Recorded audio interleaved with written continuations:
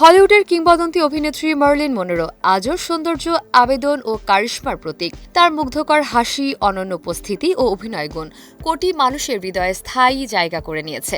এত বছর পরও তিনি সর্বকালের অন্যতম জনপ্রিয় ও আবেদনময়ী তারকা হিসেবে স্মরণীয়। 1946 সালে অভিনয় জগতে পা রেখে নর্মা জিন বেকার নাম বদলে হয়ে ওঠেন মার্লিন মনরো। চুলে প্লাটিনাম স্বর্ণালী রং এনে গড়ে তোলেন নিজের স্বতন্ত্র পরিচয়। শুরুতে ছোট চরিত্রে অভিনয় করলেও 1950 সালে অল অ্যাবাউট ইভ সিনেমার মাধ্যমে তিনি আলোচনায় আসেন এবং দ্রুত হলিউডের অন্যতম জনপ্রিয় তারকায় পরিণত হন। 1954 সালে তিনি কিংবদন্তি বেসবল খেলোয়াড় জো ডিম্যাজিওকে বিয়ে করেন। কোরিয়াতে গিয়ে সে দেশের সাংস্কৃতিক অনুষ্ঠানে গান গেয়ে প্রশংসা কুড়ান এবং ফটো প্লে অ্যাওয়ার্ড অর্জন করেন। দ্য 7 ইয়ার ইচ সিনেমায় উড়ে যাওয়া সাদা পোশাকের দৃশ্য তাকে বিশ্বজুড়ে আলোচিত করে, যদিও এর কিছুদিন পরেই তাদের বিয়ে ভেঙে যায়।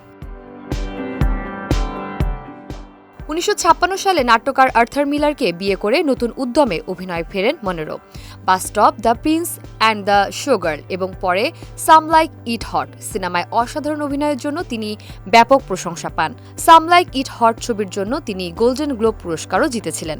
তবে ব্যক্তিগত সংকট, অতিরিক্ত ওষুধ ও মদ্যপানের কারণে তার জীবন ক্রমেই অস্থির হয়ে ওঠে।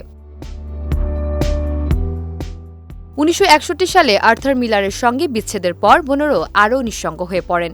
1962 সালে প্রেসিডেন্ট জন এফ কেনেডির জন্মদিনে গাওয়া তার বিখ্যাত হ্যাপি বার্থডে মিস্টার প্রেসিডেন্ট গানটি ইতিহাসে জায়গা করে নেয়।